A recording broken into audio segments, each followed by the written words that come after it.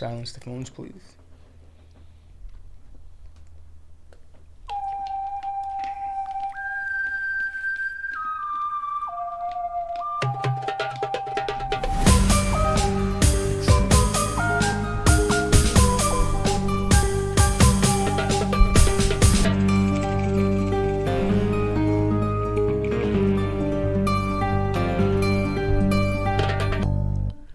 Assalamu alaikum and welcome to the Mad Mamluks. My name is Sim.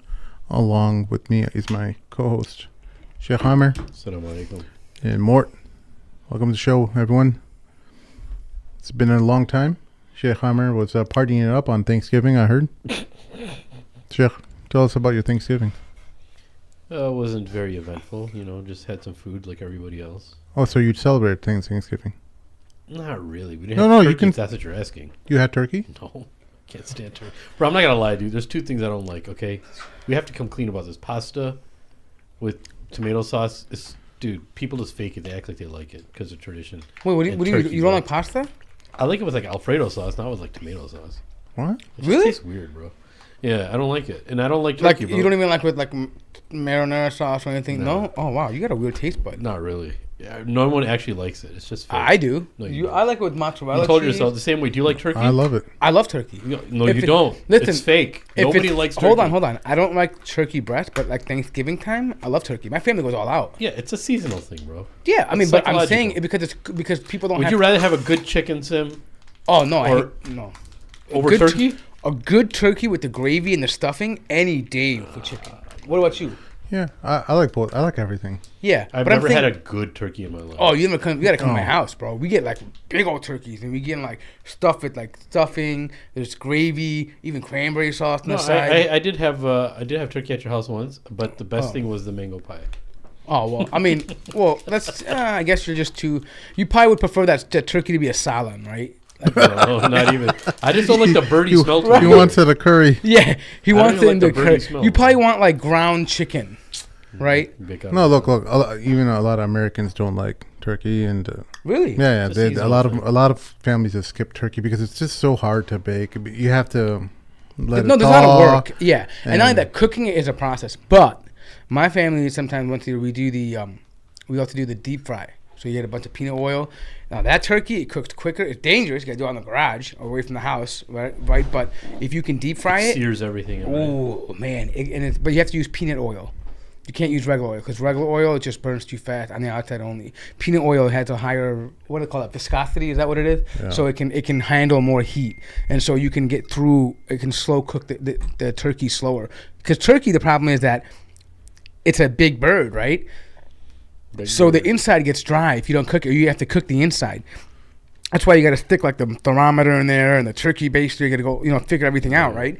But if you can cook it the right way, phenomenal. I don't think. So this is what I think. I think the best turkey that someone can make, it's not even going to be near like a mediocre chicken, bro, or duck. See, I'm not a big fan of chicken.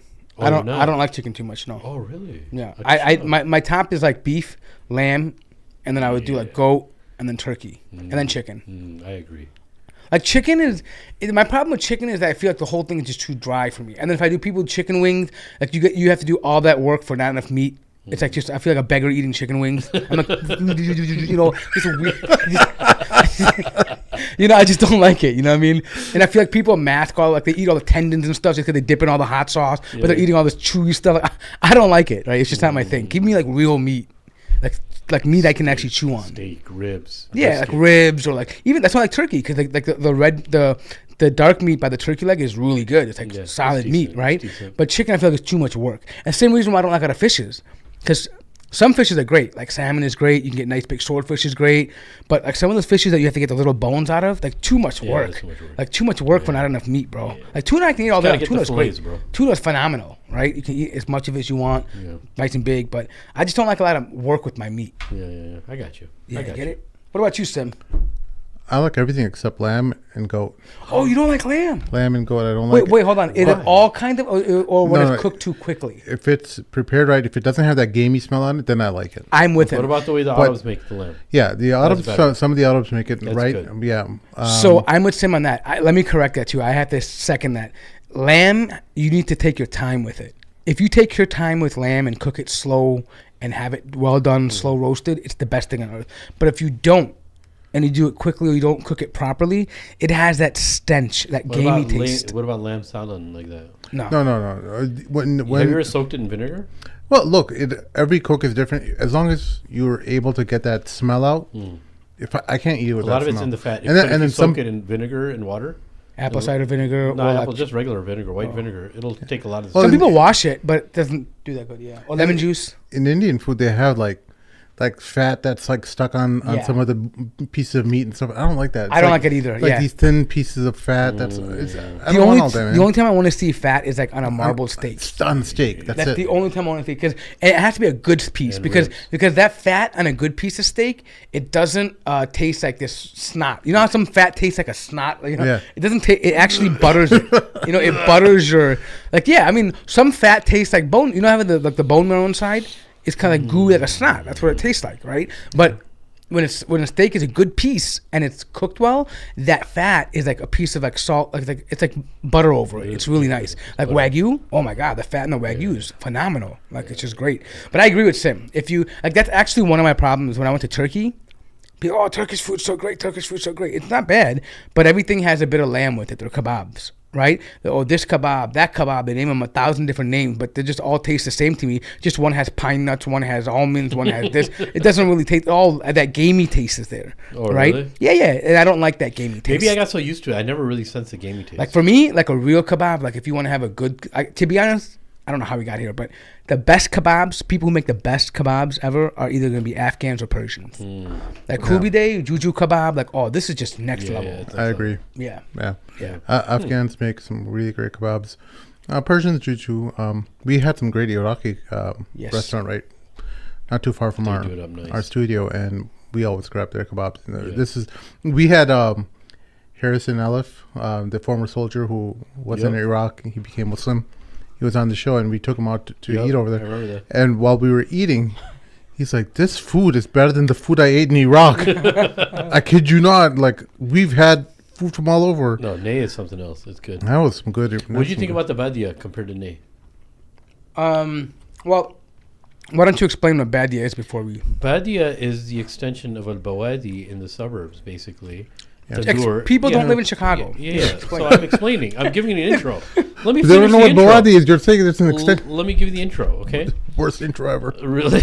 So Al-Badia, or is Al-Bawadi, I'm sorry, started in the south suburbs of Chicago.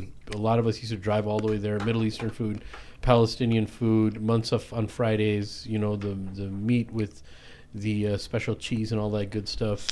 They basically teamed up with a tandoori restaurant. So they have like a fusion going on in the suburbs in Villa Park, Illinois. And it's like a fusion of Middle Eastern Okay, you're food, taking Indian too long, food. Shay. I know. Listen, Let's Badia fast is just basically a mixture of Desi and Arab food from a popular restaurant here. Look, it's great. It's fine. If you're in Chicago, visit it. It's not No, bad. but we had the mixed grill. What'd you think? Yeah, it of was that? pretty good, but I've had better. It's but not better I think, than Ney, though. Yeah. But listen, I'll be honest with you, Sheikh. I feel a little inappropriate Sheikh. talking about food. There's people starving in the world, and we're like, Hey, you know, I didn't start. Yeah, I didn't know, wanna but I talk think about I food. wanna- He started talking about his Thanksgiving. You started. You said started up. What'd you eat for I was Thanksgiving? talking. I was asking you about how, in general, Thanksgiving is going, and all of a sudden, I you said- start talking about turkeys and everything you ate. What? I was sick. Did you ask me about me and how yes, I was? yes, I yes, was- you had the That's why vid, we didn't bro. have a show. You had the vid, bro. Yeah, we had You the and your whole Rona. family. We got hit with the Rona over here. it's fake And news, babe. I was down for the count. I was hit with the fever. You and your whole family. Everything. Yeah, man. Yeah. You didn't tell me you had COVID. I would have came by and dropped off I some didn't food. want or- any of your sympathies. I like He's giving a you good sympathy boy. though, He's because a you're good, Sim. strong boy. He doesn't want Sympathy for anyone to worry about Sim.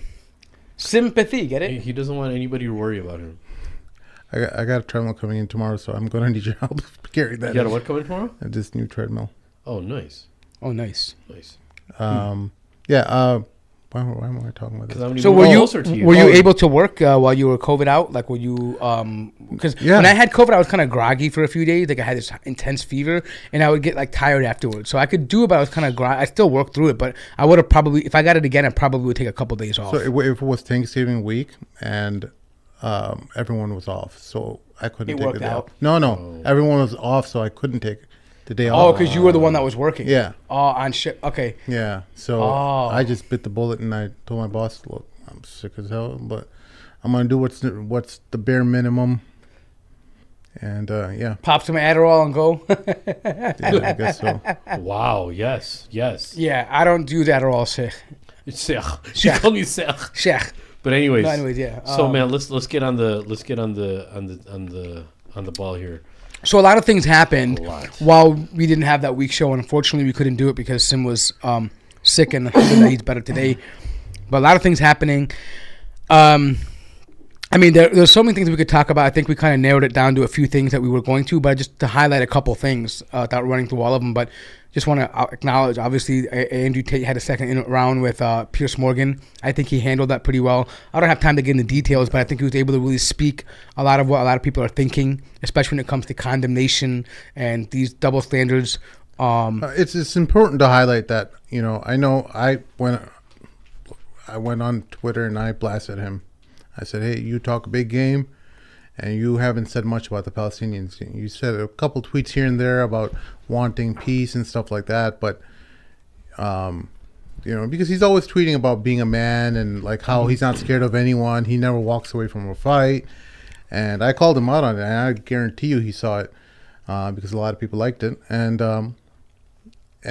So within a few days afterwards, he comes on Piers Morgan, and he does a hell of a job. Yeah, alhamdulillah. Being someone who does not know much about Palestine, he's new Muslim, trying to figure things out, navigate. Just came out of solitary confinement. And you got to hand it to him. He definitely did his research. He learned, some of the strongest points you need to make, and hats off to him. He came through, was a bit slow.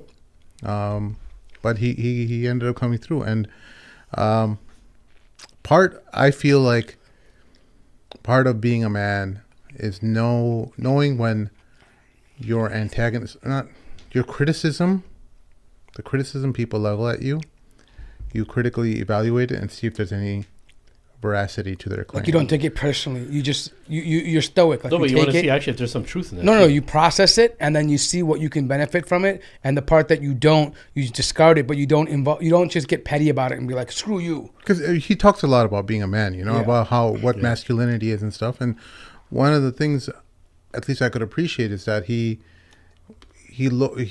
evaluated that aspect of him, and he saw that, hey, you know what, he hasn't done much. And I guarantee you there was a lot of fear involved, because a lot of people who are wealthy and coming out in support of Palestinians are risking a lot. They're risking a lot of money. People who are wealthy want to stay wealthy. Well, speaking of that, let's in contrast, let's look at Elon Musk. Yeah. Right. Another controversy. So what happened was he was being accused of being anti-Semitic, or at least enabling anti-Semitic advertisements, right? Or companies that were boosting posts that were anti-Semitic, or by organizations that were anti-Semitic, right? Mm-hmm. And apparently he tweeted out something as well too that people might have taken as anti-Semitic. And immediately afterwards, right? Like, he's boots on the ground in Israel, saying we've got to. So you're going a bit too fast. Okay, go What ahead. happened is he responds to a tweet where people said that, hey, the left, or the Zionist left, they didn't say anything about the college campuses when they were spewing anti-white rhetoric. Now all of a sudden there's what they perceive as anti-Jewish or anti-Zionist rhetoric, and all of a sudden, or language, they want to police it, or they're up in arms about it. And so someone tweeted that, and he responds saying, "This is the truth," right? So, well, what a lot of people saw that as something that he's co-signing, or at least they're willfully interpreting his statement saying that this is the truth as something anti-Semitic. Fast forward maybe a couple days or a few days, some organization called Media Matters, they did some kind of skewed study about how Twitter is putting advertisers, Disney and other Sony and et cetera, major advertisers, ads next to hate speech, what is like considered far right and pro-Nazi tweets, and that got published, and that made all these people who support or advertise on Twitter or X pull out, and a whole number of companies ended up leaving. Elon Musk ended up showing on his Twitter feed how they were manipulating the algorithm to make it seem like these ads were coming in front of these far right accounts or hate speech. And so Media Matters is kind of like this devious, kind of like an activist type group who sees Elon Musk as someone who took away Twitter from the left. You know, they kind of have they're pretty much, they're kind of like more Democrat oriented. Like they're part of that woke crowd, right? And so that basically gave the major companies the green light to start pulling their accounts out of, or advertising out of Twitter. Fast forward a few more days, or actually a couple more days after that, Elon Musk says, from the river to the sea, and That's what I heard that, yeah. Decolonialization is banned from And Twitter. I think genocide too. The word genocide, or No.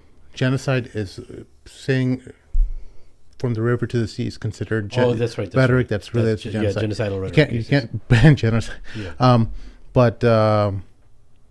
So that he kind of, we saw him trying to do some I guess repair gymnastics. He's trying to show that, look, I'm not completely pro-Palestinian. I don't want people to hate me or think that I'm anti-Semitic. So he's said that from the river to the sea is banned. That just spurred everyone on Twitter just to start putting out tweets about from the river to the sea. Just gave everyone just a green light to start pasting that. And then he goes to Israel. And he's touring around. And by the way, in the video, some of the people have also pointed out that when they toured in the old kibbutz, whatever, like they were showing, like they staged some things. Like people pointed out that in the cribs, they put like actually just fresh bullets. Like they haven't even been exploded or used, like fresh rounds to make it look like. And they're pointing out, like, why would there be like fresh rounds of ammunition just laying in baby cribs, right? Anyways, but then he has like this on his space or Twitter Spaces or X Spaces, whatever you want to call it. He is broadcasting a conversation between him and Netanyahu, and he's toting the line. You know, we've got to eradicate them. You know, we have to kill terrorists, and we have to change the mind of the future terrorists, like, you know, people who are born into this. Basically, that he's spewing the narrative that Palestinians just teach their children hate and to hate the Jews. Let's play it. Yeah. All right, 1 second.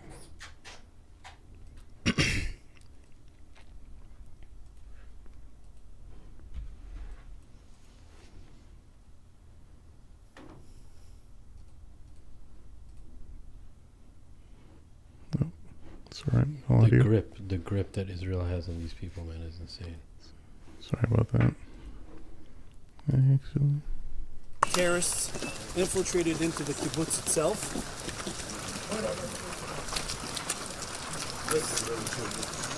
This is the house of Bilhah.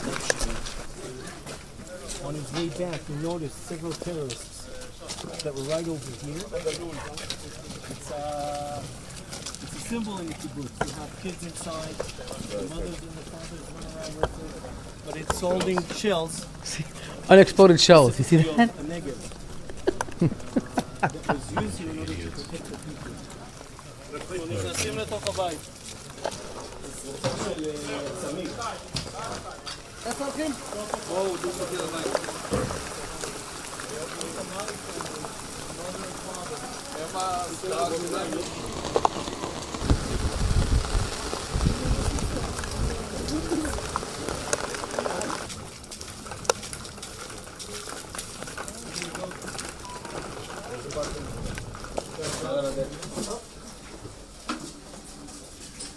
So you're just seeing Elon Musk being escorted around the kibbutz.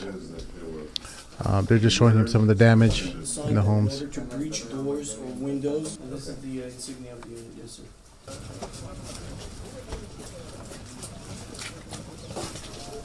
sir. Notice that they're trying to make his vest shown. Like it's so think about it, because he had a jacket on. They're trying to make it seem like it's such a dangerous zone. They've got to have on a security vest. So I wanted to dissect this a little bit, right? The first question that has to be asked is, why take Elon Musk to the kibbutz in such a detailed walkthrough when you don't have to go through all this rain? And I mean, it's just something to think about, right?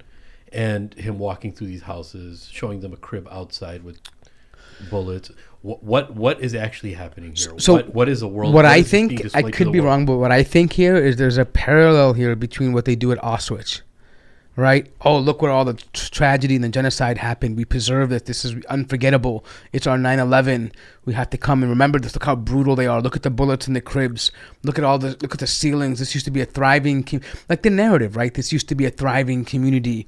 They just wanted to live here and farm and have peace festivals. And look what they did. There's carnage everywhere. They're trying to think about it. This happened over almost 2 months ago now, right? And yet it's still exactly the way it is. I don't know of any single crime scene that stays exactly the way it was for 2 months, right? Yeah. So it's the idea is they're trying to show him that, look, we're just trying to defend ourselves against this savagery. Look how barbaric they are. Keeping in mind, though, sorry, I just want to make this point. It's funny when I'm seeing this carnage that's happening here.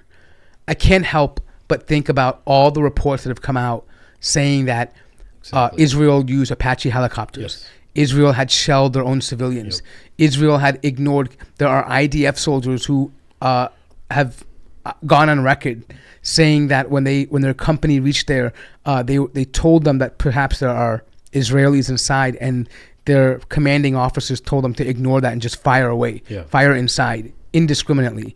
And we've come out with, there's been reports done by intelligence agencies in Israel and even by Haaretz News, and they've done in-depth analysis, and they come to the conclusion that a good majority of the civilians were killed by either what they call friendly fire or by the damage that was done by the shelling and the attack helicopters and IDF crossfiring. And easy to blame Hamas for all of that. Right. And so despite all of that, knowing that all of that is true, it's not disputed, he's taking him and saying, this is all done by Hamas. Yeah. This is what Hamas does. So when that information gets out, their job is to push out as much as they can to try to drown all that out. So the few people that talk about it, it's just going to be like, whatever, maybe conspiracy, who cares?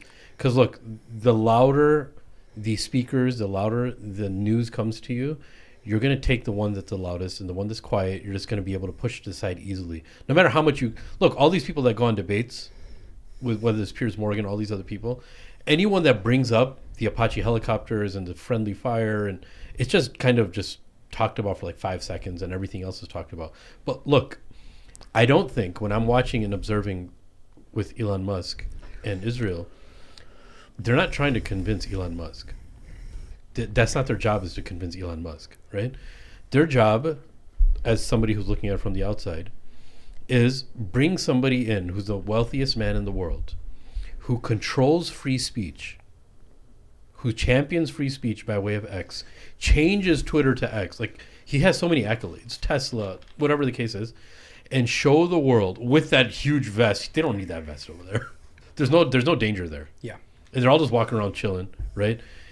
But it's showing they're taking him through the trenches, not for him, but for the people that are witnessing it. It's more of hey, I got my monkey on the leash. Exactly. Look, guys, we control him. Exactly. We made him. It's not about control. That's step 2. Step 1 is look everybody where he is now, and look how much humanitarian. Look how humanitarian this person is, and look who's with us, and we're touring him. We're honest. We're showing everything, and they know that the people on the Hamas side, the people on the Palestinian side, they don't have the luxury to invite the wealthiest people in the world, or even the top 10 wealthiest people in the world, to come and tour and show. They don't have the know leverage that. to do that. So that's what I'm saying. They're drowning out the Apache helicopter stuff, the friendly fire. All of that can be drowned. Just bring this little pawn over here, Elon Musk. Second thing is, look, nobody has full autonomy. They may claim that they're the champions of free speech. They're going to bring this media platform that's going to change the world. But at the end, nobody's autonomous. He's a slave now. Ultimately, everything has been exposed in terms of all these right-wingers, conservative platforms who championed free speech, people like Dave Rubin, who always said, we should have unlimited free speach. We should be able to say whatever we want. Now we're seeing them all backpedal and try to control free speech. Fundamentally, I don't think Elon Musk is that dumb to believe what's happening or what they're doing. He's doing damage control. All right, and he loves money. He loves his money. Of course. Well, it's the entire survival of the X platform will go down. That's how powerful the Zionists are, and he it's not even about loving money. It's just the entire idea, or his baby of Twitter /X can completely go poof. I mean, aside from that, though, I think X is on a very small component of his business. Like, it doesn't make him that much profit. You're talking about things like Tesla, the battery productions, the relationship they have with Israel in terms of that, the sharing of trajectory hardware and telemetrics. I'm sorry, all that stuff they have. There's no doubt they share information. They work on common projects. There are projects, and not to mention, there are projects that are in neighboring countries that are drawing closer to Israel. For example, in Saudi Arabia, the Hyperloop. That's one of the things they're working on, right? Look, and it's something that Elon Musk has a stake in, right? I mean, one of these things that they're trying to move through, right? And that's happening in Saudi Arabia, right? So the risk of those potential projects, which make billions and trillions of dollars, are at risk if he doesn't tote the line. Yeah. And so this is just saying, hey, I'm coming here because the world is going to see me and you are hanging out together. Israel gets to say, look, he's toting our line. He's taking our narrative. We don't care whether he really believes it, but publicly, he's coming here to see what's happening. And then, what's the storyline here, right? Israel's, Elon Musk says something insensitive, goes to Israel, visits it, sees the horrific tragedy, comes back, says, I apologize, I didn't know the gravity of all of this. Netanyahu's right. Business as usual. But look, check the thing that still confuses me so much. He was in a position to have so much more power, Elon Musk, and so much more support. Look, nobody cares about the news channels anymore. Mm-hmm. Twitter was the source where people were getting their news. Telegram is still secondary. I'm talking about to the people who see on a world level. And that was his platform. So, the Zionists, why not take this person who has the best news because of this free speech? But look how much of a weak position he is in now. Dude, when Allah subhanahu wa ta'ala wants people to become weak through what they supposedly had, which was power, he can take it away like that. Mm-hmm. And this screen of just watching this for 2 minutes, all of his power is gone. Why? Again, I repeat, X was the one source that everybody was referring to. They didn't care about any other news source. This was Elon Musk's time to shine and actually be humanitarian. Yeah, maybe lose millions and possibly billions of dollars, right? But he had and could have been remembered forever for the person who had this platform and stood on the side of justice. But what does he do? The same media platform that he has, which is X, the Zionists, they see this and bring the person of that company and gives them this guided tour, and now everything's gone. Everything's finished for him. Whatever people thought of him, especially on the good side, our side, it's all gone. That's not how they think, though, Sheikh. I mean, they think about the greater good. Like they're more, I'll concede. It's almost like a politician. You concede here a little bit, and then, you think about like, okay, well, I'll give the Zionists what they want, and hopefully I'm able to do But what I I'm want. not talking about his part. I'm talking about the on the side of the Zionists, Right. Because it's his platform that changed news forever. Right, during and this conflict. it's still being used. It's No, not. it is. I don't- It is, of course. So it's not like Twitter is gone. Twitter's the last standing social media outlet that But look at has their any attempt. The person who Oh, supports this, we're going to bring him here. but he has a lot of opinions that don't necessarily reflect on policy on Twitter. Oh no, I know that. Yeah, I know so that. the reason why Elon's even in this predicament is because he runs his mouth. Right. He can't shut up. If he really wanted, if he was truly ideological and cared about free speech, and That's he a would better just way of putting shut it. his mouth And let it play and out. just let everything and just say whenever people complain, like I'm like, hey, look, this is a free speech platform. I'm not saying anything in favor of someone or against anyone. People are free to say what they want as long as they're not harming each other. All he'd have to say if he wants a truly pragmatic statement is, I'm not here to pick a side. I'm here just to allow the free flowing of information. People can decide what to listen to and what not to listen to. Yeah. My job is not to police the internet. And the things he always says, right? We're not here to police. We're not here to shape people's minds. We're here just to preserve and to present information. Yeah. Observe and report, right? That's all it is. If something violates country laws, we fix it, we address it. But if you would have said things of that nature, but clearly I think there's also an element of not because doing the right thing doesn't always pay you the money. In fact, most of the time it doesn't. It's not the profitable thing to do. You're right. That's right? very true. And ultimately, these companies need to profit. They have boards they have to account to, everything, right? It's not just your own personal opinion. You do something wrong, public opinion is not in your favor, people are asking you to step down, your board can then take action and remove you, and you have completely lost the entire control. That's true. So these are things that people begin to think like pragmatically and say this. I'm not saying he's good for doing this or he's trying deep down he's a nice guy. We're just saying this is how things that's work. a part of the culture. When people climb up somewhere, they're like, oh, they're down there. They don't understand what I have to go through. Because people always rationalize when they end up being in position. People put the microphone in front of them to say something righteous or say something nice or say something that has to do with justice. Their reply usually is, they don't know what I have to go through. And that's actually what you're talking about. There's a lot of systems in place, lots of boards that they have to, So I just want to be clear. It doesn't absolve them. No, it sure, it might doesn't. be It harder, doesn't. but that's becomes why much more difficult, for it's sure. even so much more important because Yeah. the things that have the most impact are usually the hardest things to do. Yeah. One of the problems with people like Elon is that they're really susceptible to the Dunning-Kruger effect, where you talk about things you don't know about because everyone's telling you you're the smartest person on the planet or you're one of the intellectual giants of this era. You're this and that, inventor of Tesla, the rockets, etc. You're so amazing. And as far as we can tell, 99% of the time he's just on Twitter tweeting about stuff. So I don't understand what he's actually inventing. There was this one great bit by Bill Burr where he's like, I don't know about Steve Jobs. What did he actually invent? Like, was he the one that did it? Was he the one who actually invented the iPhone? Like, did he actually sit down in a lab and start soldering things and stuff like that? I'm reading them a bit, but he does a much better. Who was he with Conan, right? He did it a few times. Yeah, but I think what they say is what they do is they credit these people for creating the quote unquote environment for these things to happen.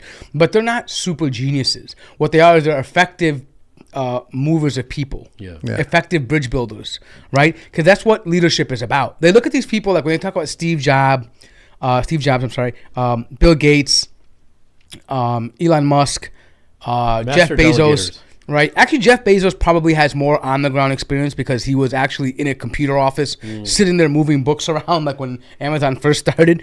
But what they do is these people are experts in bringing in talent and making them work together, right? It's money and resources. But you're right. Does that make them geniuses in terms of innovating and doing things? Not really. They're just able to network the right people, right? And that in itself is a skill. Don't get me wrong, right? But they're not like you don't put them on the level of people like Isaac Newton or like Albert Einstein or people like this, right? Who are actually. But even if he was on the intellect of Albert Einstein, even Albert Einstein knew his limitations on different areas of society. Like he would rarely make commentary about other things that are happening in the world, or his commentary on the nature of politics or geopolitical agreed thoughts and stuff like They're that. smart, He just knew where his lane was, and he just sat there. And I think that is truly a true sign of genius, where you say, "Listen, I know what I know," and you're so busy with what you know that you're not concerned with what you don't know. Yeah, leave it up to everybody else.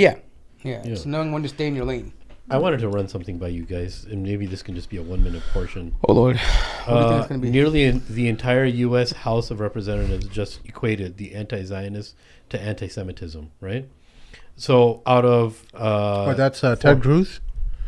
Ted Cruz recently just said something about that, and he was like, anyone who's anti-Zionist is anti-Semitic. Well, they've been saying that for a while. I mean, they've been saying that since like week 2 of this. Yeah. But when it comes to 412 House of Representatives and only 2 do not vote in favor of this resolution, what does that actually mean? Is it just because people have been saying that for a long time?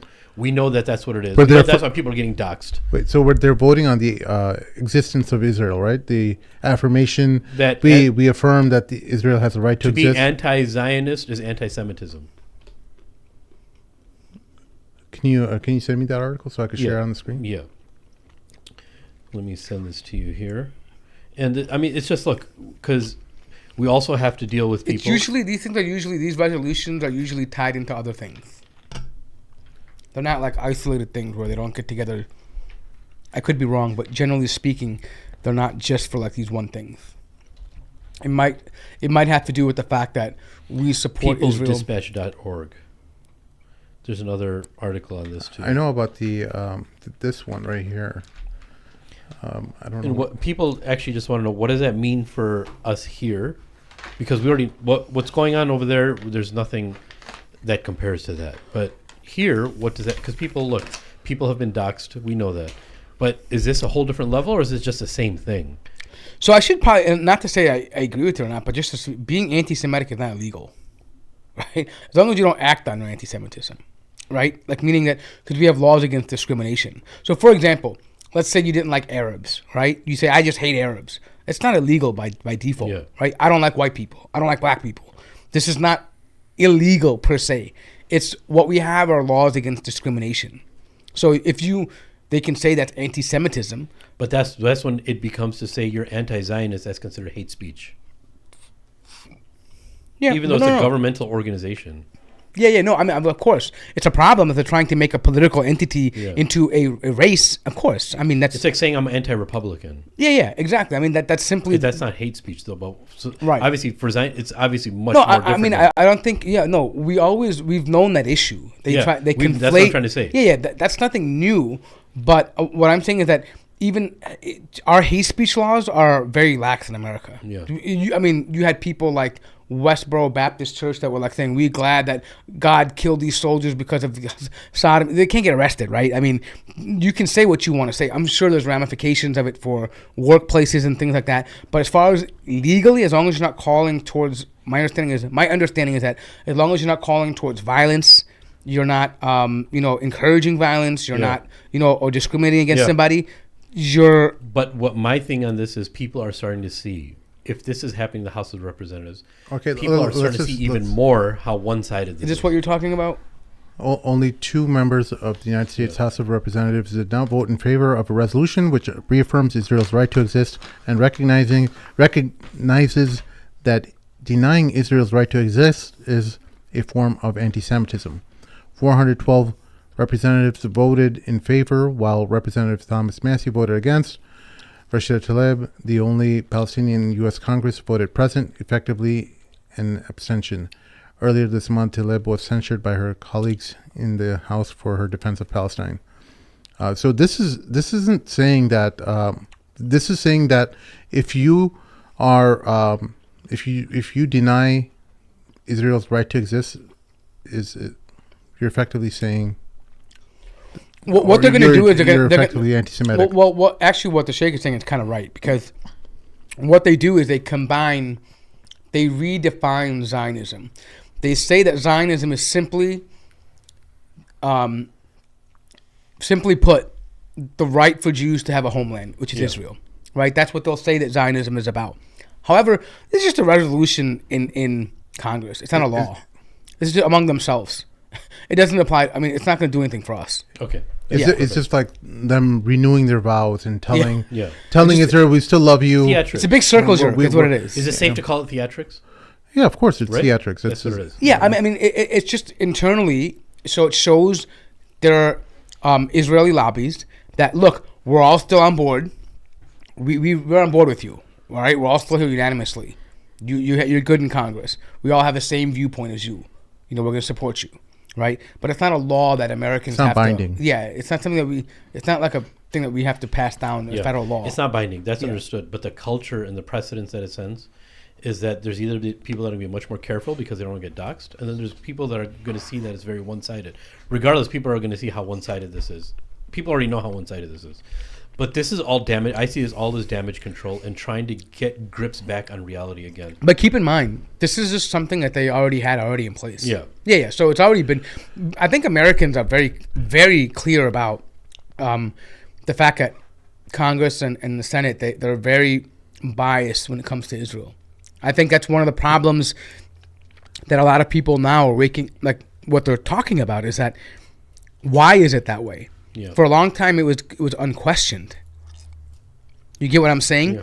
But now it's more like, okay, well, what is the reason? Are we really on the right side of things here? Do we really need to be doing this?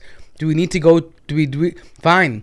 We believe that Israel or Jews should be safe, but do we have to be going to this extent where we unconditionally, make these, pledges of support, and we continue talking about these things when you have more pressing matters to discuss, right? So, yes, I mean, I think these things will, ultimately, it ends up making them look even more biased in front of those individuals, and that could be dangerous for them.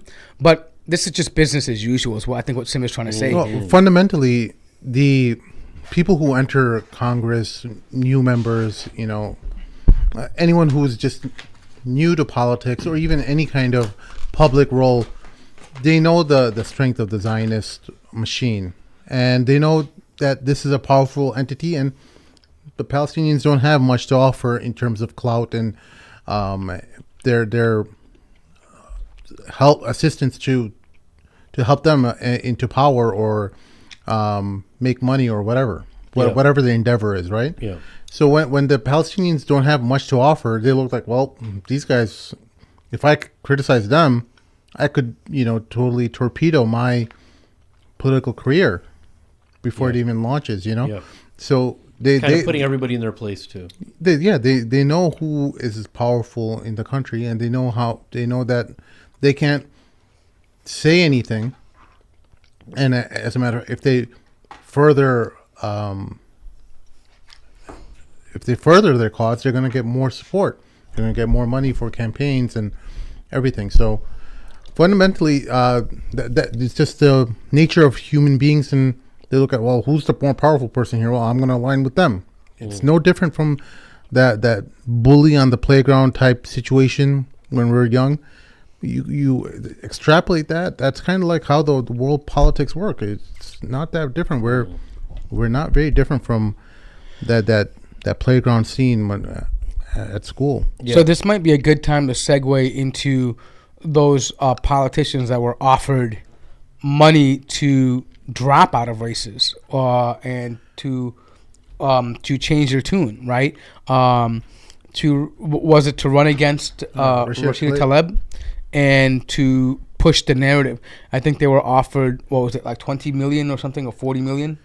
Yeah, two politicians were offered $20 million to unseat Rashida Tlaib. Here we go. I believe one of them being a Muslim too. Yeah, one of them. His name. They have to put a Muslim in there. Yeah. I think his name is Nasser or something. Or here we go. Why is it always the Nassers? Sorry, we have an advertisement, guys. Nasser Beydoun. A second Democratic U.S. candidate in Michigan says he was offered $20 million to run against U.S. Representative Rashida Tlaib. Nasser Beydoun, what is this? Nasser Beydoun, a civil rights advocate and businessman from Dearborn, posted a video on social media in which he said the offer was made by the pro-Israel lobby. Even knowing where I stand on AIPAC's influence on our elections and foreign policy, the pro-Israel lobby had the nerve to suggest that I would even consider taking a dime from them, said Beydoun on social media. I wonder if he's related to Khalid Beydoun. There's actually millions of... It's a common name. Beydoun is a very common name in Lebanon and Syria. This makes Beydoun the second candidate to receive an offer like this. Hill Harper, another Democratic candidate running for Michigan Senate, said a donor offered him $20 million if he ran against Tlaib. In a post made on social media, Harper said, "I didn't intend for a private phone call to turn public, but now that it has, here's the truth. One of the AIPAC's biggest donors offered $20 million if I drop out of the U.S. Senate race to run against Rashida Tlaib. I said, no, I won't be bossed, bullied, or bought." Both donations would have come through Both donations would have come through the American Israel Public Affairs Committee. I don't know why they spelled That's AIPAC. Yeah, AIPAC. With $10 million in contributions to their campaign and $10 million in independent expenditures. All right, so there you have it. They're doing everything they can in their power to punish Rashida Tlaib. We know how we feel about Rashida Tlaib in terms of her social policies with, the LGBT and the flag waving and the stuff. We're not on board with that. We've said that on many times and on record but we have to applaud her that, hey, you know what, her and Ilhan Omar stood by the Palestinians. At least Ilhan Omar started initially, condemning. With condemnation when it first started, and we're like, all of us were rightly upset by it, and now Rashida Tlaib and Ilhan Omar are taking a lot of heat, and they censored Rashida Tlaib. They've single-handedly with this issue have destroyed. I think what we're saying is we can recognize that it's not easy. Oh no, not to do what they're doing, and it's easier to just, especially when they've taken other positions that are not necessarily Islamic. It's very easy for them to, switch and say, we condemn. But I'm just saying we recognize that it's not an easy thing to stand up for, especially when you're outnumbered and you're overpressured. Right? It's not an easy thing to do. Yeah, and your career is over. I mean, I think. Before we move on, I know you wanted to talk about some other things. A lot of people have been asking me, and I've been hearing, I've been reading throughout various WhatsApp groups and Telegram groups. People are still kind of unclear. You mentioned, why is this relationship so strong? We talked about AIPAC and the necessity of Israel to exist, right? So what does that relationship work like? People have this because people are getting more and more curious. They can't find the right information online. They have to do lots and lots of research. Why is this relationship the way it is? Meaning that why do people in America have to get doxxed for saying things that remotely or closely or not even, they don't even intend it, but may sound anti-Semitic?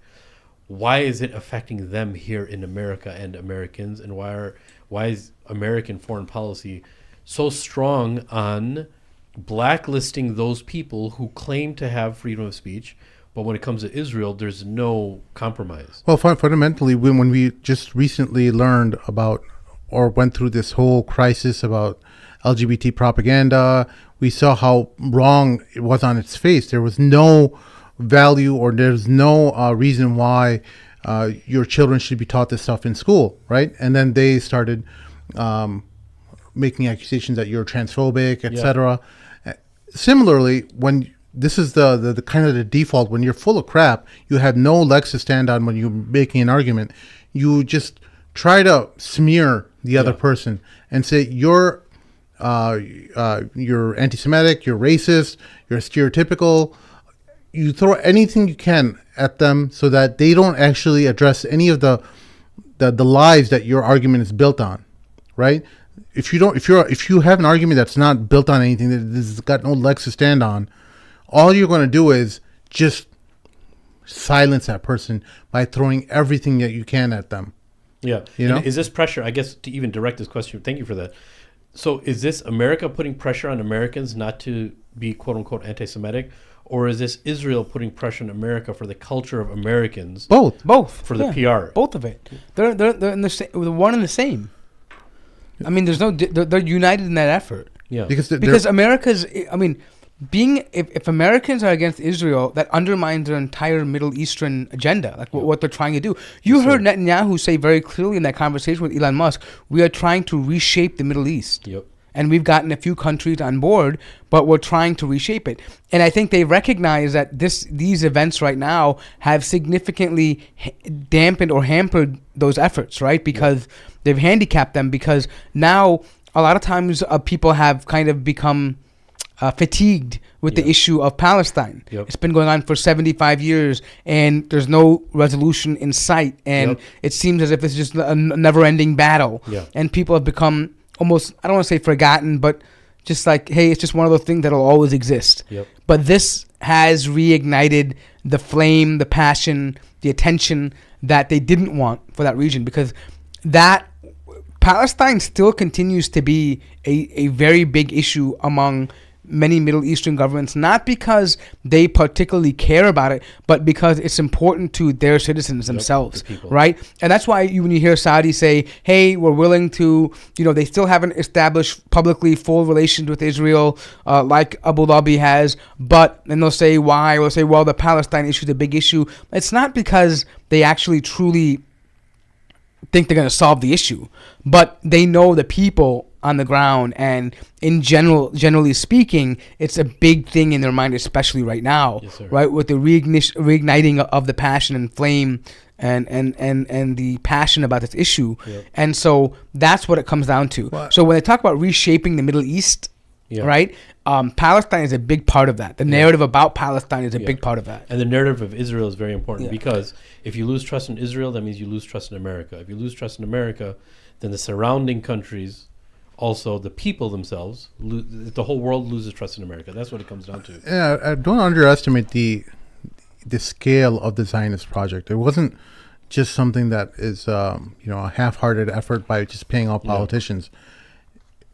Youth, look back at your childhood and the amount of compassion you had, or they ingrained in you through middle school and stuff, by showing you horrific images of the Holocaust. And you as a child, you're like, oh my God, the poor Jewish people. And of course that is incredibly something that you should be sympathetic towards. You're like, no human being should ever be deprived of. But what happened now is that they took that good message, at least what they were trying to at least teach you about what happened, but it also happened that if you don't want to be perceived as someone who could even be remotely similar to the Nazis. Yep, that's the biggest derogatory term. Like, he's a Nazi, and you want to be sympathetic towards the Jewish homeland, because look what happened to the Jews when they didn't have their homeland. So that kind of gave the Zionists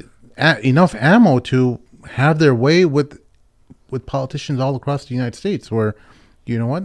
Yeah, of course, and of course, and it also fits in with the United States foreign policy to have its own colonial project in the Middle East, right? So people who look like them, the same skin color, they're even when they speak English, they're acting as many of them are educated here. They have what they exchange as similar values, like they have cross educational initiatives, cross technological initiatives. The whole deal, it's basically like a foothold for America's agenda in that region, because you have to also understand that America also likes to pick the minority, because when you're a minority, you're even more dependent on somebody else helping you. That's a great observation. Because if you are the majority, you're not really concerned about someone overtaking you or changing your narrative. right? When you're the minority, you have to worry about that, Yeah. right? And so this is the only state in the entire region that doesn't speak Arabic, that Islam isn't the dominant religion. They look more European and they look, Middle Eastern, right? And many of them have a similar cross culture to the Western world, right? That's completely different and makes them the oddball. I mean, for obvious reasons, people will say that also is indicative of them not being indigenous to that land. But nonetheless, it is a scenario, right? But and so them being a minority, America also knows strategically that, hey, they need us, because if they're there alone, they're in big trouble, right? So they're going to do everything we want them to do as well. If we tell them to spy on them, we're going to do that. If they want us to, they can, as Sim mentioned before, when they turn this knob and turn that knob, Israel can be the one actually doing the knob, right? They can do that. They can turn it up, turn it down, because it's the agent for America to do a lot of the reshaping of the Middle East. Yes, sir. Now you see people like this now in Israel who've completely taken advantage of people's sympathy, where they're doing Arab face.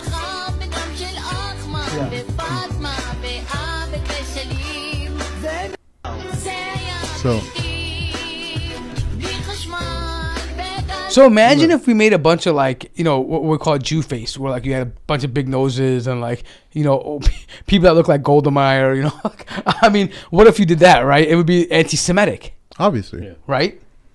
Or if we, or better yet, I mean, to be honest, what they're doing is they're posting all these things the unibrow and the missing teeth. They're doing that. Not only it started because they were making fun of people that were victims of the bombing. They were making fun of them, saying, "Oh, look, this is fake. It's Pallywood," right?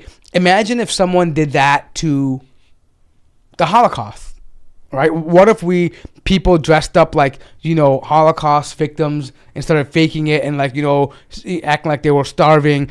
People would be outraged by this, but they can get away with that because they've effectively, number one, gained the sympathy card. Number two, they've pushed out that all these Palestinians, there's no distinction between Hamas and Palestinians for them, right? And for the world. Yeah. I mean, what they've been pushing out there. Yeah. So they can say making fun of them is entirely fine. Hey, they're all savages. They're all like this. We can mock it. We can make fun of it. No problem. They're not humans. Yeah. Here's a prime example of this. 1 second. No, even the wording, when they say Hamas versus Israel, they make it that way to desensitize the people that is because of Hamas is happening. So this all happened because of Hamas, and you guys, some people are saying because you support Hamas, you elected Hamas. It actually is the Palestinian people who are being bullied and killed and the subject to genocide from the Zionist Israel. And I see Muslims parroting that also. It's a Hamas versus Israel. No, it's a Hamas. It's Palestine against Israel. They want you to say Hamas versus Israel to make everybody seem like they're Hamas. So it's okay if you get rid of all of them, right?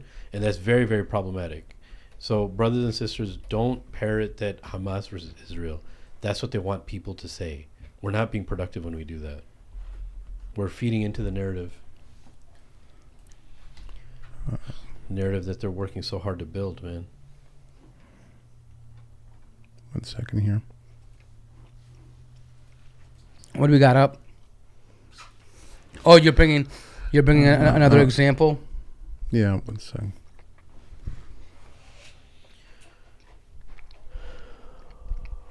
In the meantime, I don't know.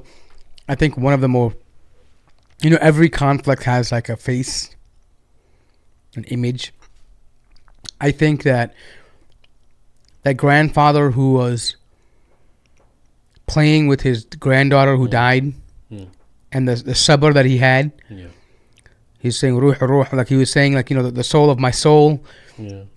Like that touched a lot of people. Oh yeah. Everyone's talking about it. Yeah, I mean that was one of those images that are extremely powerful. That because it's not just the tragedy, but the resilience of that man, the iman of that man. Yeah, so many people are coming to Islam because of that. They're saying, how can a man who just lost his granddaughter, and it's such a close granddaughter. It wasn't just like it was just a regular granddaughter. Like they were very, very close. And go through all that and remain steadfast. And people are saying that, you know, just even thinking about that and then coupling that with the image, it has been such a powerful statement on its own. And that's the words of the people when they're coming to the fold of Islam. Like a Muslim Lantern, I forgot his name. His channel is Muslim Lantern, where he has people come in, Christians. Sometimes he debates, sometimes. And as of late, the people that are considering and people who come into the fold of Islam is not only because of that video, but because of these videos of resilience. Like, how is it that these people have this type of faith? How is it that they have this type of resilience? And this is obviously, look, when we say this, people, you have to understand we're saying this because we're Allah's property, right? That's why we say Inna lillahi wa inna ilayhi raji'un. Allah does and allows to happen to his creation whatever he wants, right? But in those people who died, they're shaheed, inshallah, right?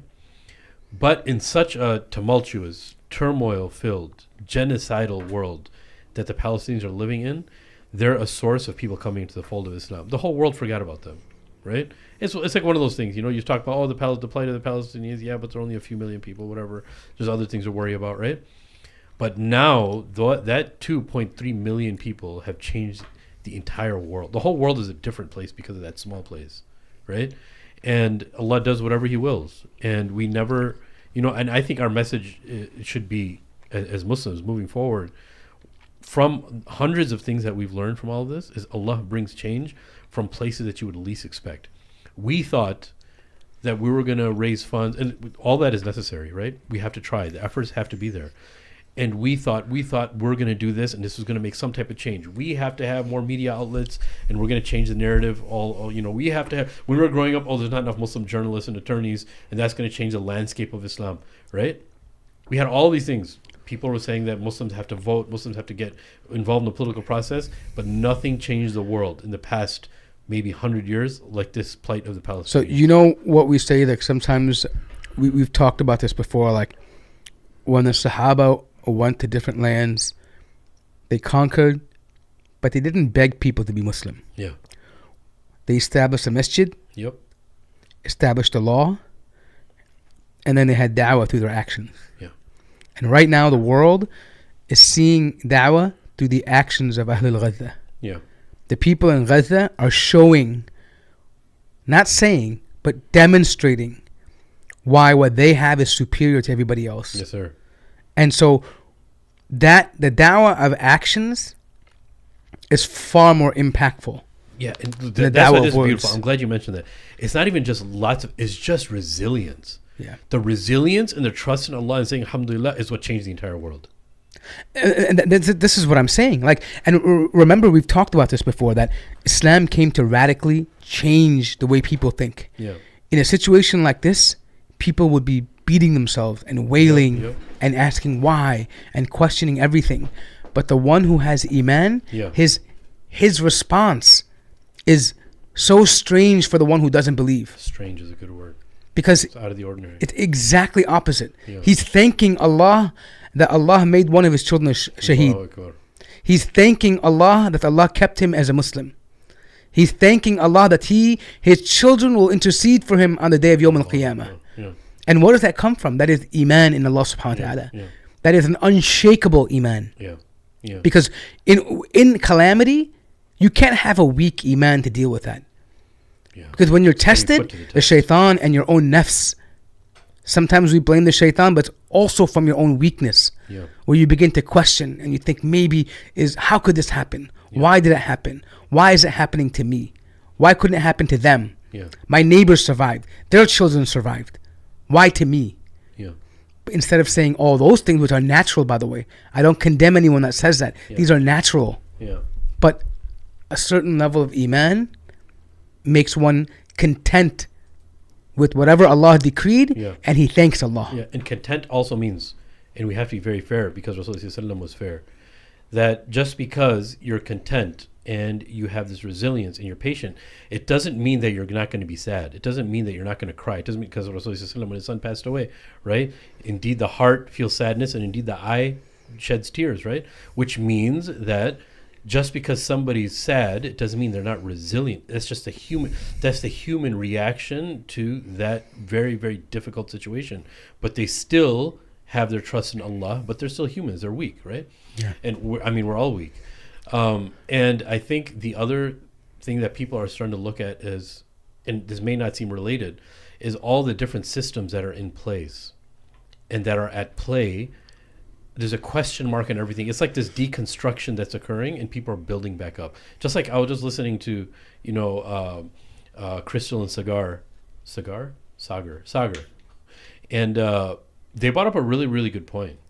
The point that they brought up was a polling that was done about just lobbying itself and people's mistrust, and felt deceived by this whole concept of lobbying. Like, why do we have lobbying? Because what power does lobbying give, especially the lobbying that Israel has and that the Zionists have over the United States, right? And people are starting to actually like dig deep into, like they're literally digging deep into things that they would have never done before, right? And who used to actually in the past used to question lobbying, and that ends up bringing them to the fold of Islam. That's crazy, right? And it's kind of just like a glorified bribing, and in some cases blackmailing. But that is all tied back to the actions of people of Gaza. Exactly. So what we're saying is that the da'wah, and here's the beautiful thing about how Allah is merciful. A person can bring, like that grandfather who lost his grandchild, displaying his iman unintentionally, meaning that he's just thanking Allah. He's saying La ilaha illallah when he's preparing his granddaughter for burial. But look how Allah rewards him. His granddaughter is a shaheeda. He's rewarded for his patience. People see the video and brings them to Islam, and he's made people Muslims he doesn't even know. Yes. And their ajr that they do, he gets a piece of The it. details. All right, let's just share it. Mercy. I'll let go, she says, Mercy at if his- you let go. Wow. Khalid just can't let go of his little Reem, Allah. now searching for memories amid the rubble of his home.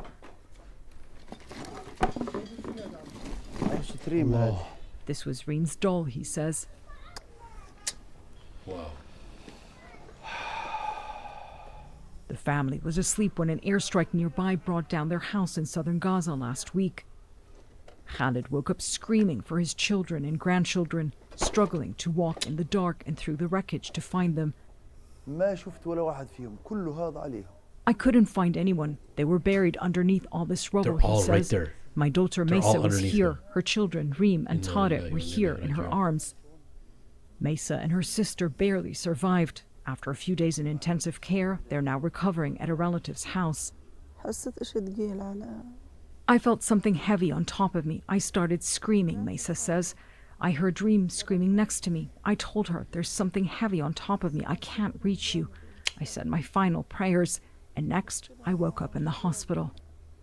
Mesa woke up to the news her 3- and 5-year-old children were gone, their lifeless bodies found together under the rubble. They slept next to each other that night. Wow. They slept early, she says. I told them to stay up a little longer, but they said they wanted to sleep. Allah was calling them. Akbar. The That's Allah's hospital, decision. I was just numb, she says. I hugged them. I wanted to get as many hugs as I could. No matter how much I hugged them, I didn't get enough.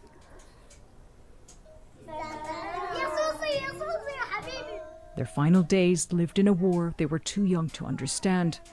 Why they no longer could dress up, go out and play, or get their favorite treats. With their father abroad working, they lived with their grandfather. Reem was so attached to him, and he spoiled her.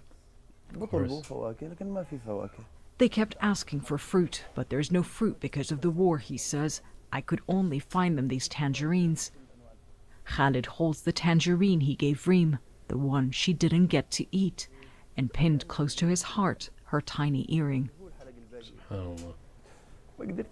He breaks down as he remembers their final evening, how his grandchildren begged him to take them out to play.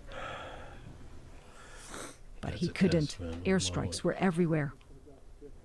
Khalid says he's not a fighter. They had nothing to do with the war, but like so many in Gaza, his family paid the price. Khalid held Reem in his arms for one last time.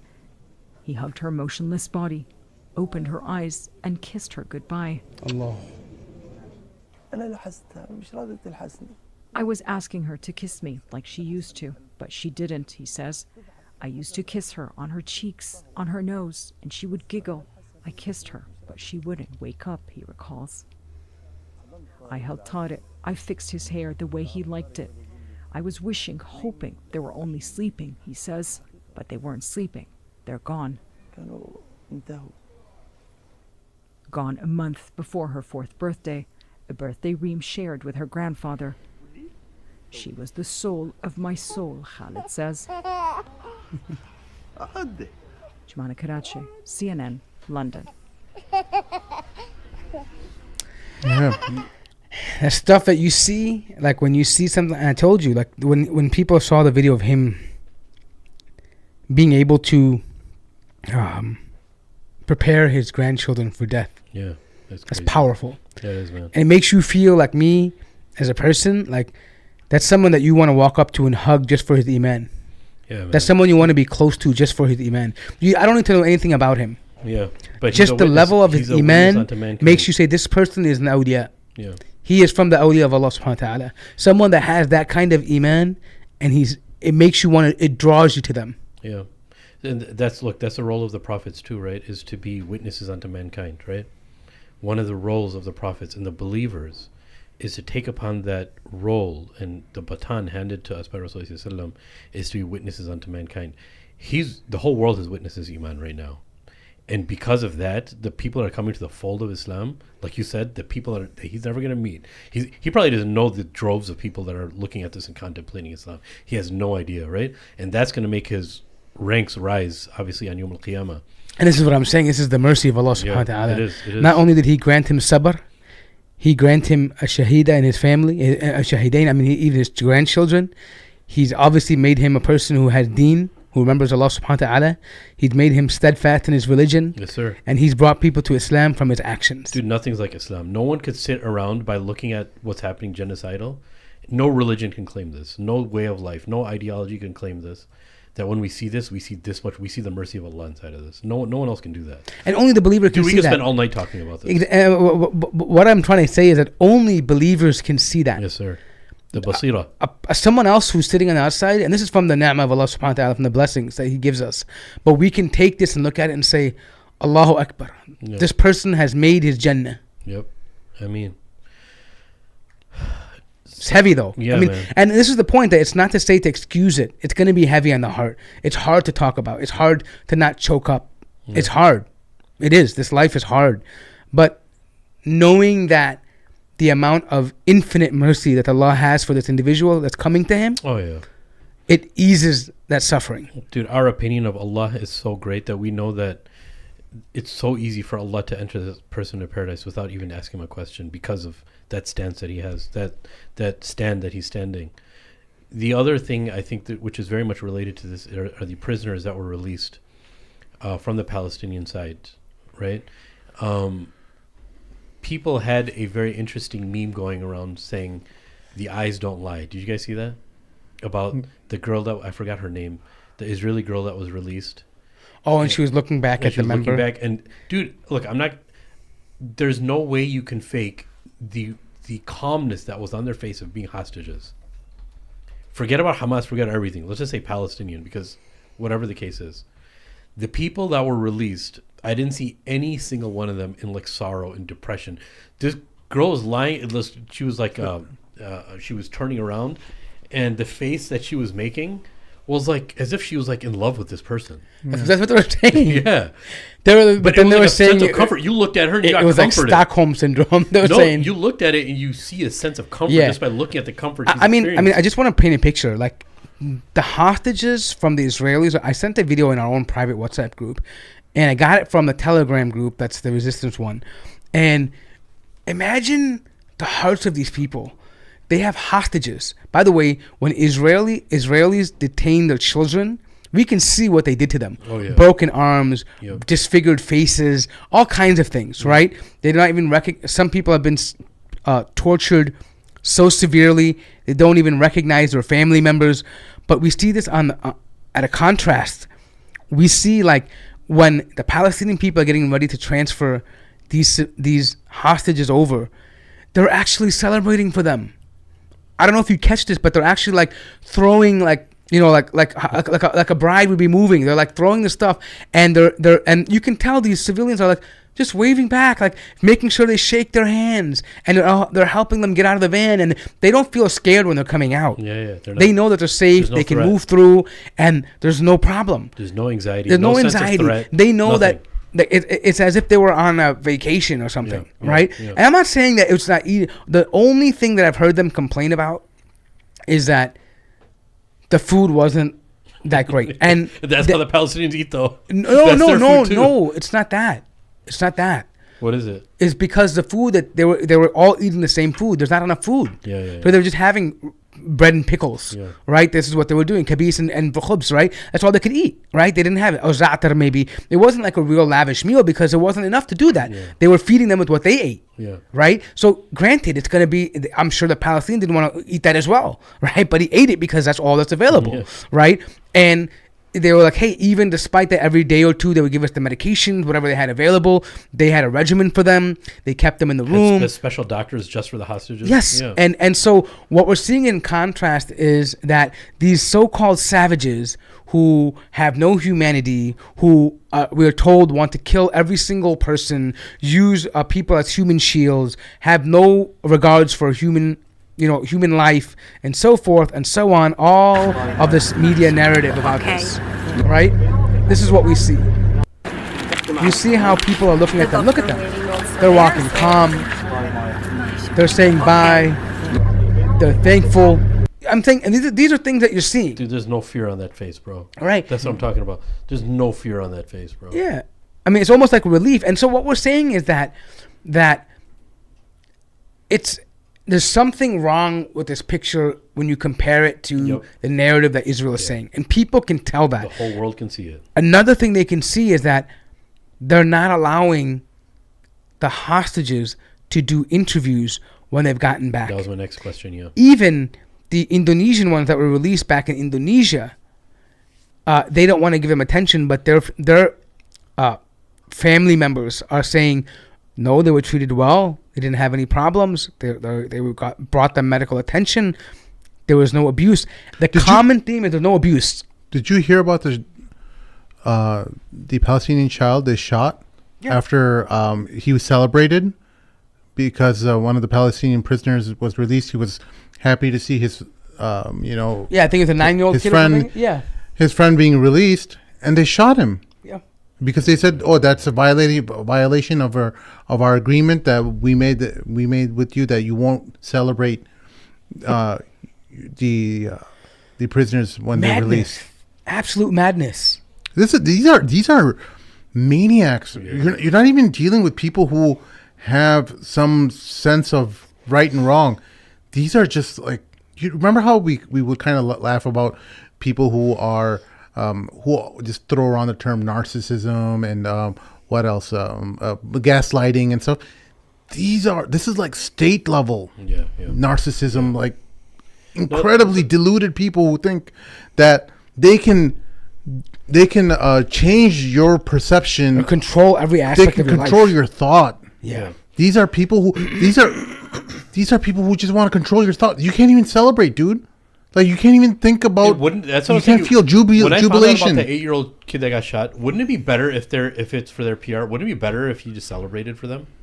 For them, wouldn't it be better to show the world that he's happy now? At least see that, to use that as some type of small victory somewhere. But the level of evil. Look, this is what I've been grappling with, is how when you see at this level, and everything that's been displayed that you've been faking, all the way from the first week, from the Apache helicopters, all the way up until now, the hospitals, and the carnage, and the people, and the resilience, you start to think, how is this actually happening? Like, it doesn't make sense. Like, this doesn't make sense to me.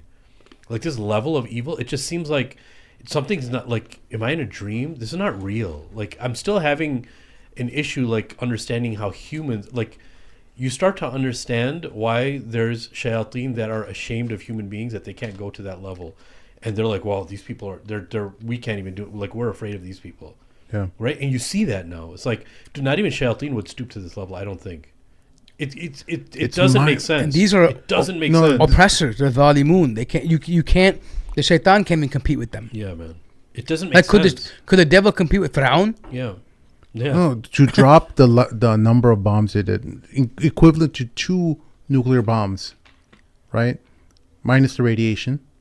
That's the amount that they've dropped on Gaza. Then to squeeze them and suffocate them through preventing food, water, and medical supplies coming in. Yeah. And the world telling them you're breaking international law, and it just keeps going. It doesn't make sense, dude. It's mind blowing because you're just like, wait, how is everyone just going to let this happen? Exactly. How is it happening? Like no one's going to say anything, and everyone's just looking at the other person. It's just like, oh well, America and Israel are together, so it's the same situation on the bully on the playground. Fir'aun and Haman, bro. No one wants to challenge him. Dude, that's why it doesn't make sense. Dude, something's really, really crazy, bro. It's like, are they all under a spell? Like, are all the leaders are all the Muslim leaders under the spell where... They're all looking at someone else. It's not my problem. It's someone else who's more powerful than me. It's their problem. That's what he's saying. Like, if this is just a micro... I mean, when we look at the world, for example, even now, right? If you were to go outside on the subway or bus station and you see somebody assault a woman, most people will just stand around. Most people will not do anything. They'll pull out their phones, they'll record it. Especially if the person has a weapon, and no one has a weapon. It'll take one person to do it, then people will jump on. That's true, yeah. And so this is no different. That's just a microcosm of this bigger. That they're just holding off that first person? That's all it is? Dude, nobody wants to be demolished. Nobody wants to threaten their... Look, they don't want to move unless it's comfortable and safe to move. Exactly, yeah. I know, right? I know. That's just what it is. I know. Doesn't mean that it's okay, but I know what you're saying. Yeah. So what we're saying is that essentially in that moment I just referred to, in when there's an attacker and there's a woman and there's someone has a weapon, in the moment, that those are character defining moments that define if someone is a man of principle or not.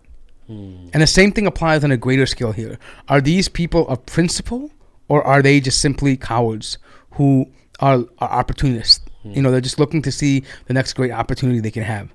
Are they waiting for that convenient moment to say something?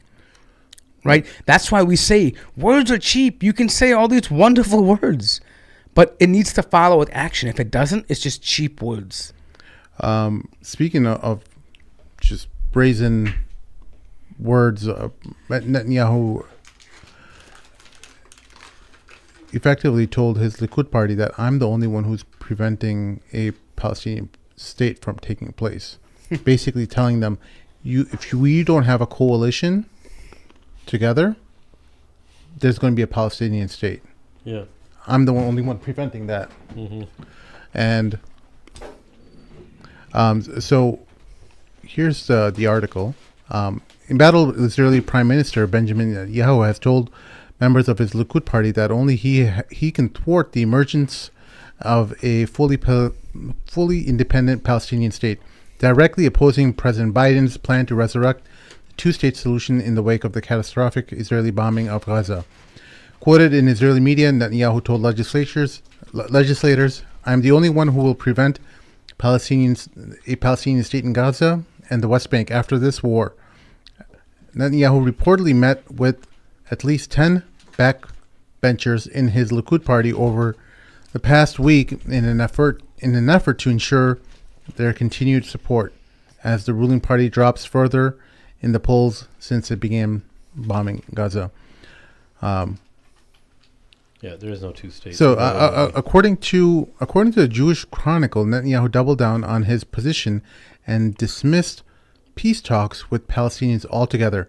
The Israeli Prime Minister is reported saying that if re-elected, he would not allow the establishment of a Palestinian state, and argued that entering peace talks in the hope of achieving a two-state solution would result in a threat to security. Of So course. he's saying. What does that he's- mean? Essentially, it means that he does not believe in a two-state solution. Exactly. That's what it means. Yeah, and that's what something we've been telling everyone about, that they may say the Likud party is the conservative party, right? And they are more honest about their intentions, and they're telling the world that, hey, we don't want a two-state solution. And never mind the opposition, the people in Israel who say that they want the two-state solution, they also don't want it either, is what I'm trying to say.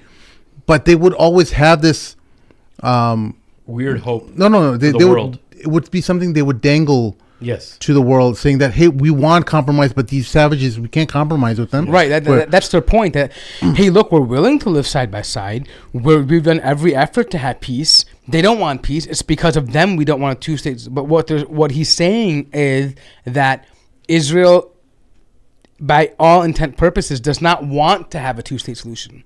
They want to have a one-state solution. They want the eradication and the removal of a Palestinian identity and people in general. They want to commit an ethnic genocide. They want everybody else to take them on and not be a problem. They want them to go to whatever, Europe, America, other Arab countries. They don't care. But what the Likud party or what Netanyahu is saying here effectively is, we're never going to agree to have a two-state solution. Yeah. There is no possibility. So when someone so imagine being a Palestinian and you know that. You've been telling the world that, and you know it. Why on God's green earth would you ever even think about having a sit down and a compromise? And if you're going to say that, then you're telling me I can't say from the river to the sea, Palestine will be free. Yeah. I can't say that, even though you don't even acknowledge Palestine. Actually, let's go. This should be actually, to be honest, it shouldn't even be a shocker. Yeah. Every single agreement or meeting they had under Carter, under Clinton, or anybody, right? Camp David, the Oslo Accords, the Israelis never. Condition of the agreements were to never even mention a Palestinian state. All they did was recognize a leader of the Palestinians, not a state of Palestine. And why is that key? Number one, it shows they don't want to ever talk about a statehood. Number two, they know that leaders come and go. If they recognize that leader, well, we don't recognize this leader. And that's why they can say, Hamas, we can go to war. Because we don't recognize your leadership. Of course. If they recognize the state, they have to acknowledge that. For example, when America, before Pajit Modi became the prime minister, he was on a ban list from America for his involvement in the Gujarat riots, right? But when his nation, a country they recognize, have diplomatic relations with, when they elect him as a prime minister, they're forced to remove him from those lists. And they're forced to accept him as a representative of the nation. So effectively what they're saying is, we can recognize people, no problem. The guys that we like, we can recognize. Right? We want Mahmoud Abbas, we can recognize him, no problem. But they're not going to recognize a state, because recognizing a state means it doesn't matter whoever the state elects as their leader or is a leader of that state has to be dealt with in a diplomatic way. Hence, through this, where the interests of Israel lies. Exactly. And so that's why so it should not be a shock, because they've never, ever want to acknowledge a Palestinian state. And that, in this is the crux of the issue. Actually, there was a guy named, I think, Gabon Mate, who was on Piers Morgan recently. He's a Holocaust survivor. Yeah. Gabor. Yeah, what was his name? Gabor. Gabor Mate. Gabor, I'm sorry. No, thank you. Gabor Mate. Yeah, I heard that. And great interview, great speaker. And the points that he makes is profound. That when I began to dig in, like, I would love to be Zionist. I would love to have a state like this. Especially considering what I went through, what my parents went through, what my uncles and aunts went through. I would love to have a state of my own. And I know the importance of having one for that very reason. But knowing what I know, in good faith, I cannot accept the current state of Israel. Knowing that there were genocides, multiple genocides, wars, famine, all these kinds of things they did in order to achieve that state. It's unthinkable as a Holocaust survivor that I could endorse that. So I'm taking a longer view of this, and I'm saying Zionism was very important. I used to be a Zionist. As you mentioned, I'm a Holocaust survivor. Zionism was very important for me as a salvation of the Jewish people, until I found out that the state was founded based on the extirpation, the expulsion, and multiple massacres of the local population. And that's not historically controversial. So I'm taking a longer view of this. And I'm saying that the present situation cannot be understood without looking at the historical context, and nor can we move forward if the present occupation and the suppression of the Palestinians continue. So Sharon, your previous guest, talked about the fragile coexistence. There was no coexistence. There was oppression, periodic massacres, land occupation, in the West Bank, the continuous expulsion of the population from their homes. I visited the occupied territories 3 times now.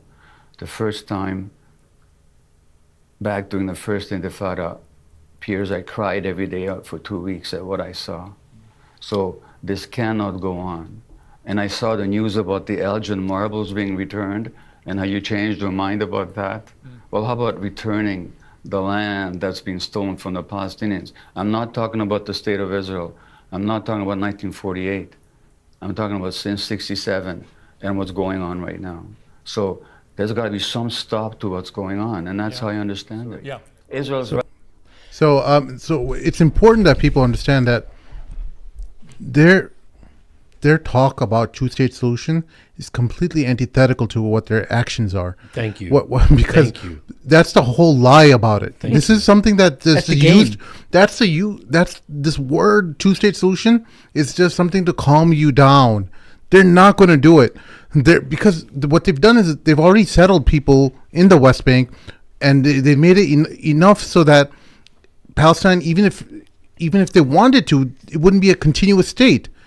The entire West Bank is filled with settlers all over who've taken over Palestinian land, forcibly taking it. and now what they're planning on doing is with Gaza is they're going to more likely than not start getting settlers to start taking over northern Gaza and start taking over so that it's not a continuous problem. Like, they're sabotaging the idea of them having that, because they'll make it so that the conditions are completely impossible to have.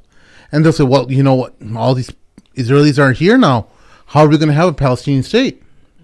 You know, I think it's just the best option for you Arabs is Jordan leave. and Egypt Yeah. to accept these people, and Pure they'll give you a evil. lot of money. Pure evil.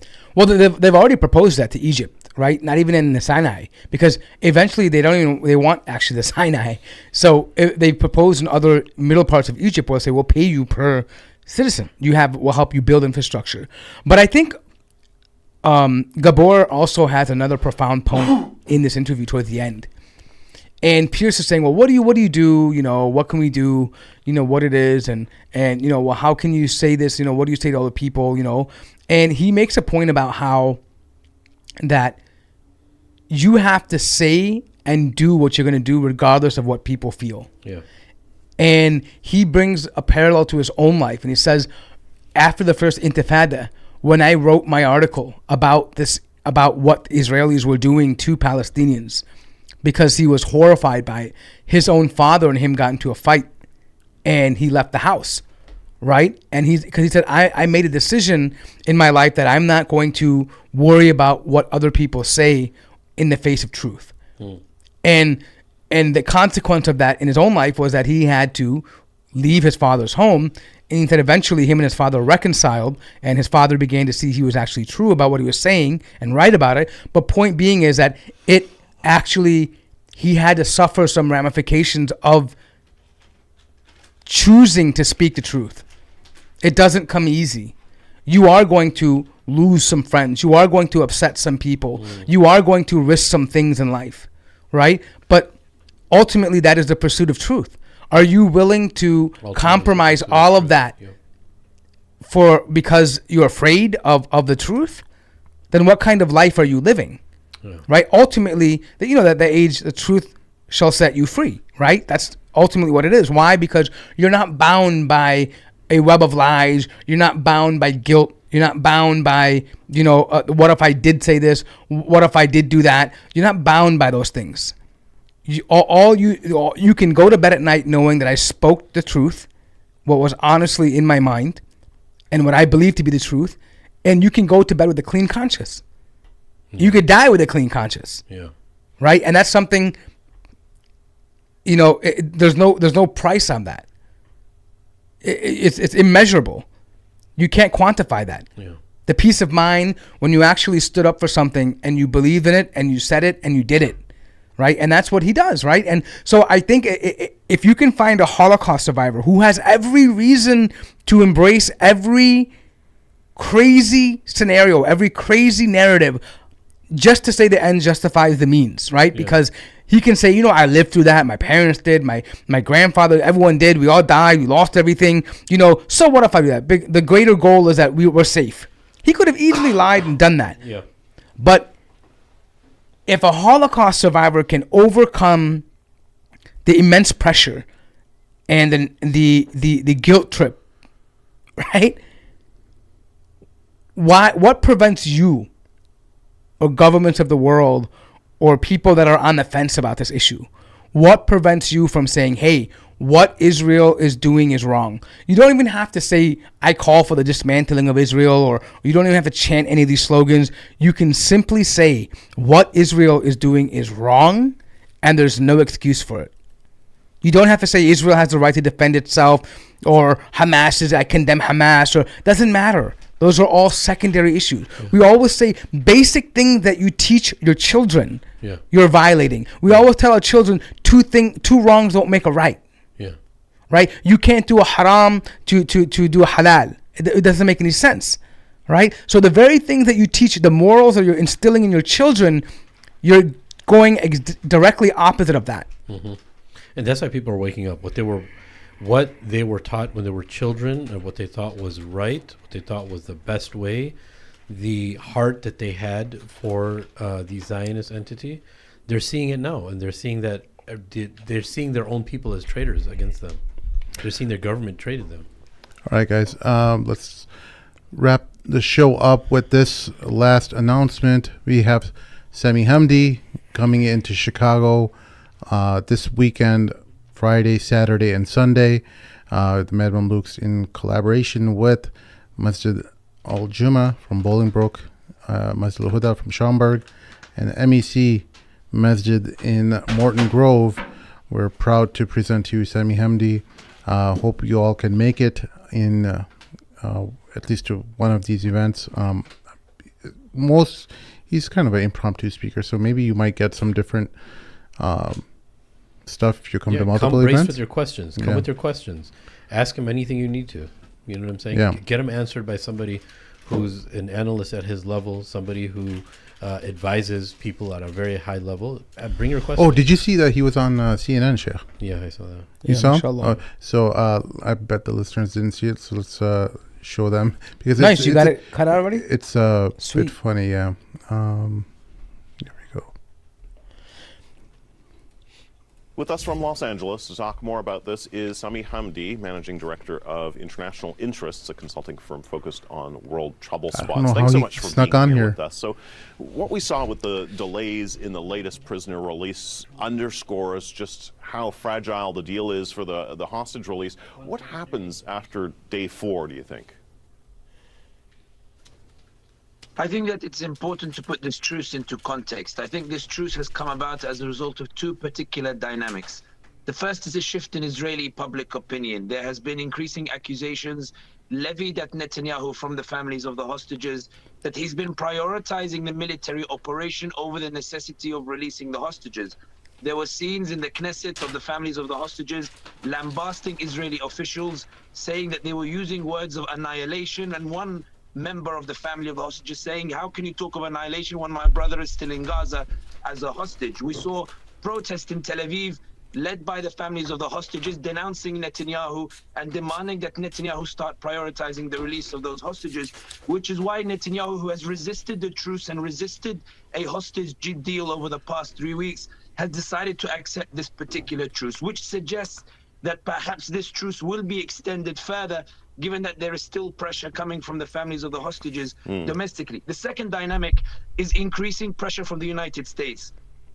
According to a CNN article itself, Biden informed Netanyahu that as a result of the shift in public opinion, that is now in favor of the Palestinians as opposed to the Israelis, as a result of the videos of the atrocities being committed in Gaza, there are concerns that in the Democrats as a result of the polls in the US that Biden has informed Netanyahu that he doesn't have months, he may not even have a matter of weeks to continue this military operation. And as a result, Netanyahu is now looking for an exit clause through which now to make the priority not about eliminating Hamas, but now about releasing the hostages and finding a way through which to emerge from this in a way that might help to protect his political future at a time in which Israelis are increasingly demanding his resignation as a price for having brought about one of the greatest threats to Israel's security. But obviously, Hamas has no incentive to release. I think that given that the U.S. still has an issue in trying to rein in the Israelis, I think the reality is that based on past, I think we'll have a few years of peace, maybe 2 years, maybe even 1 year, before we have a resurgence of conflict once more.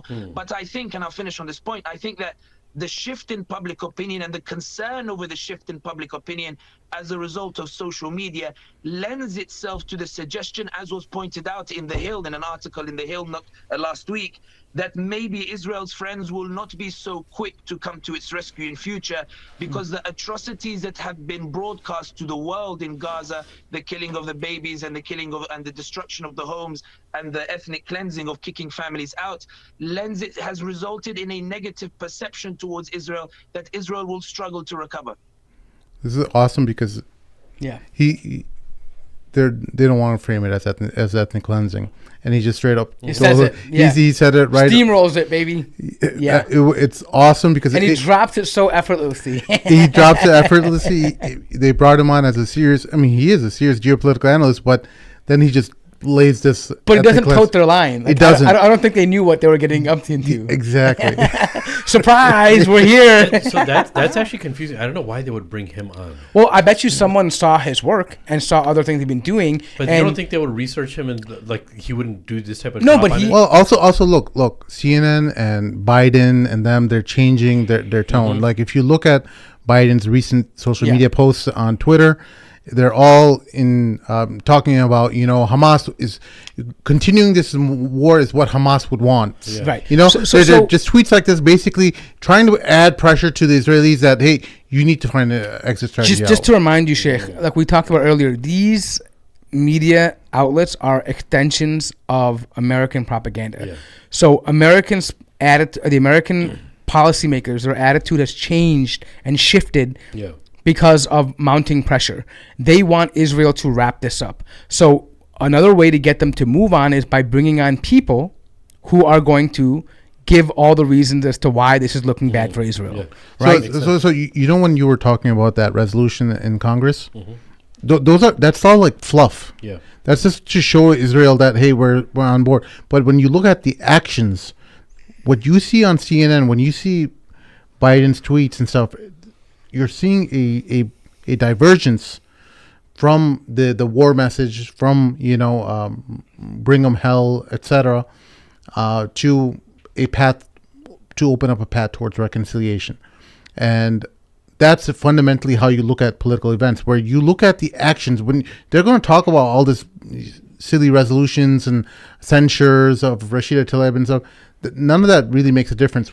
What you look at is how they're directing state media, because CNN and Fox are state media. They're just two sides of the same coin, but they're both state media. And when you see the direction that the media is leading the public towards, that's where the state wants people to think. And the direction they want. It's them shifting to go the towards. narrative, right? It's for cultivating the narrative. It's disseminating what the state wants, right? So in the beginning, they only brought on people that were saying, "Oh, how tragic, how horrible, how horrific." Pulverize them. Why did you say that? They're kind of reinforcing the idea. Yeah. And I think what America's saying now is, okay, Israel, you got it. You got it out of your system. You got to stop now. Okay, yeah. You've hit the punching bag a lot. Okay, enough. You need to take a rest now, right? And so that's what they're doing. They're bringing on people like this to show the other side and to kind of say, okay, well, maybe we don't have this support that that we're getting. We can't just go rogue, because now if America begins to air this material,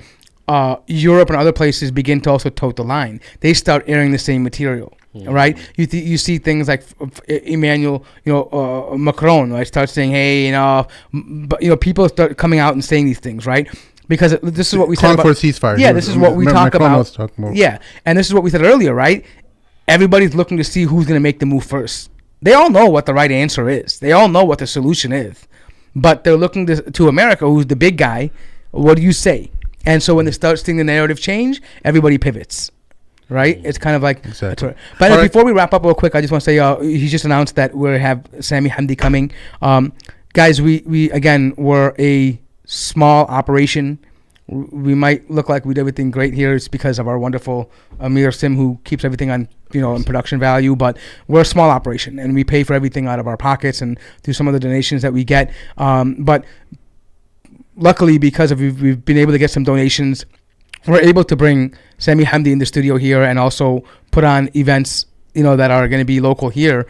But I do encourage you guys to donate. We need that to help us, because we can bring on people that are that don't get the attention they deserve, and we can present them. I know you guys are tired of having only certain types of people be presented in the media and having only their opinions being heard, or even in the messages or different messages or functions, only certain people are able to come on and post events. But we're trying to slowly change that, especially now with the momentum that we see. We see people are thirsty for articulate and educated people to speak on issues that truly represent how majority of the Muslims feel. And so to help facilitate that, consider donating. And you want your hard-earned money to go for the word of speaking truth.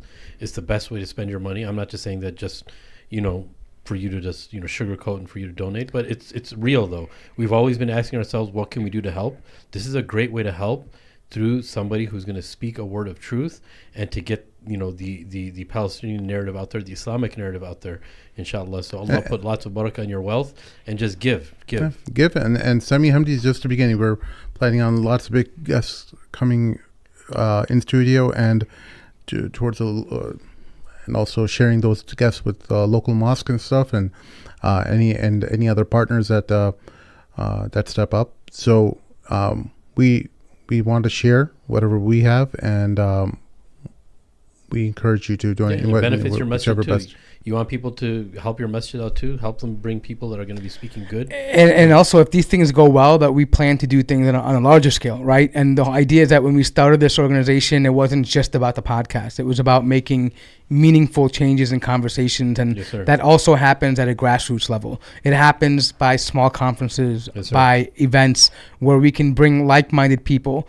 and present to the audience people that actually do reflect their values spiritually, politically, and even socially, right? And so this is just an extension of that. And inshallah, depending on how things go, we plan to do even bigger and greater things, inshallah. But it does require support. Like, we can do our part, but this is a great initiative. And I think if we were younger and I had something like this, I would be ready to help, even donate my time or even money if I had it, right? And so I just ask you guys to consider that when you guys go to bed at night. Just remember that every good initiative in the ummah needs help, right? And so we're no different than that. The Madram Lukes at gmail.com. You could send via PayPal or Zelle, or you could go to patreon.com/the Madram Lukes. We prefer Zelle. We prefer Zelle. There's no fees. Yes. So if you guys need an invoice, email us and we can figure that out for you as well. Thank you everyone for listening. We'll see y'all next time. Assalamu alaikum.